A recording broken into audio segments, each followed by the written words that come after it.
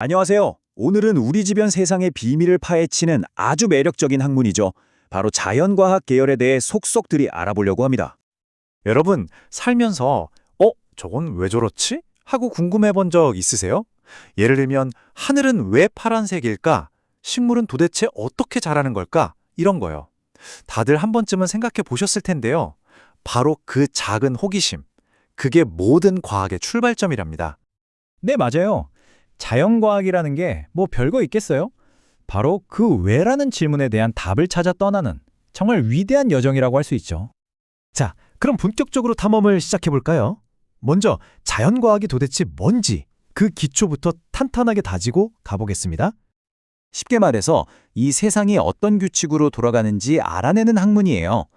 저 멀리 있는 우주부터 우리 눈에도 안 보이는 아주 작은 입자까지 모든 자연현상에는 사실 법칙이 있거든요. 그걸 과학적인 방법으로 밝혀내는 거죠. 주로 다루는 건 물리, 화학, 생물 같은 순수 과학이에요. 그리고 그냥 책상에 앉아서 생각만 하는 게 아니라 직접 실험하고 관찰하는 걸 굉장히 중요하게 여깁니다. 그리고 되게 중요한 게 이렇게 쌓아올린 기초 지식이 나중에 의학이나 약학, 공학 같은 다른 응용 분야로 나아가는 아주 튼튼한 다리가 되어준다는 사실이죠. 좋습니다. 그럼 이제부터 저와 함께 본격적인 캠퍼스 투어를 떠나보시죠. 자연과학대학에는 과연 어떤 흥미진진한 학과들이 우리를 기다리고 있을까요? 자, 첫 번째로 들을 곳은요. 바로 이 우주를 이루는 가장 기본적인 원리, 그 구성 원리를 파헤치는 곳입니다. 네, 바로 물리학, 화학, 수학 같은 기초과학 분야인데요. 물리학은 말 그대로 세상이 돌아가는 모든 법칙을 다루고요.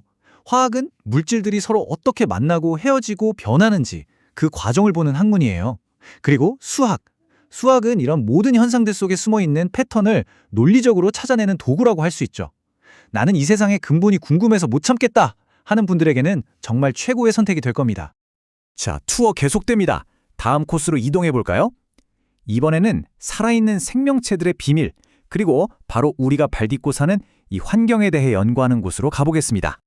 여기에는 생물학이나 생명과학처럼 생명현상의 근본 원리를 파고드는 학과도 있고요. 동물자원학이나 환경과학처럼 우리 삶과 좀 더 직접적으로 연관된 문제들을 다루는 응용 분야도 있어요. 그래서 진로도 정말 다양해요. 바이오벤처를 창업할 수도 있고 유전공학 연구원이 될 수도 있고요. 아니면 환경 컨설턴트가 돼서 기후변화 같은 큰 문제를 해결하는데 기여할 수도 있죠. 자, 여기서 잠깐! 많은 학생들이 전공 선택할 때 진짜 헷갈려하는 부분이 있어요. 이름은 되게 비슷한데 막상 들어가서 배우는 건 완전히 다른 학과들이 있거든요.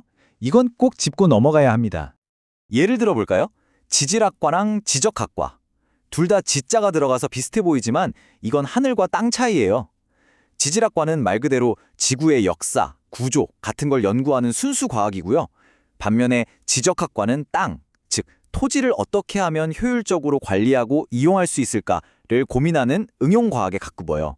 그래서 법이나 사회과학 지식도 필요하죠. 어때요? 정말 다르죠?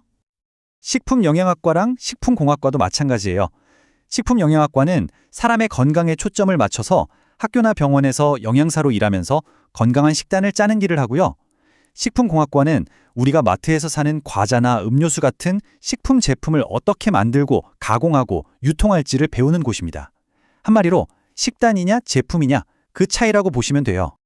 의류학과랑 패션 디자인학과도 많이들 헷갈려 하시죠? 의류학과는 옷의 소재, 역사, 이걸 사는 사람들의 심리, 마케팅까지 옷에 대한 모든 걸 과학적으로 접근하는 학문이에요. 반면에 패션 디자인학과는 이름 그대로 옷을 디자인하는 예술적이고 실용적인 기술에 훨씬 더 집중하죠. 하나는 과학에 가깝고 다른 하나는 예술에 가깝다고 생각하면 이해하기 쉬우실 거예요. 자, 이렇게 매력적인 학문들을 배우고 나면 과연 어떤 미래를 그릴 수 있을까요? 아마 다들 제일 궁금해하실 부분일 텐데요. 졸업하고 나면 뭘 할 수 있는지 그 이야기를 한번 해보겠습니다.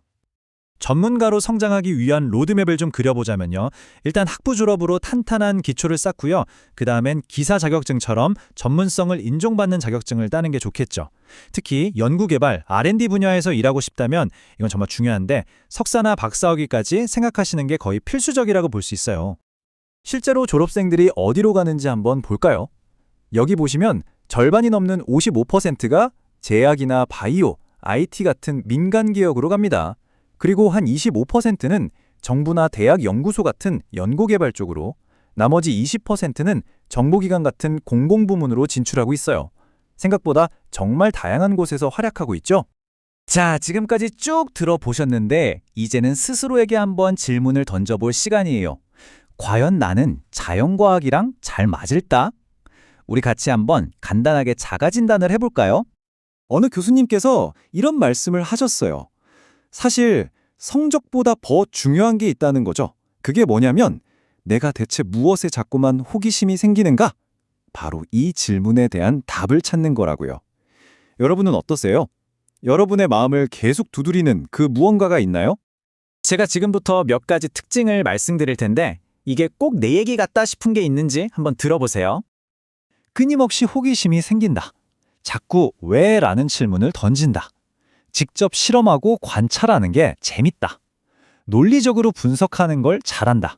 그리고 한 번 시작한 문제는 끝까지 파고든다. 자, 이 중에서 몇 개나 해당되시나요? 만약 이런 모습이 여러분의 모습과 닮았다면 여러분은 이미 훌륭한 자연과학자의 자질을 갖추고 계신 겁니다.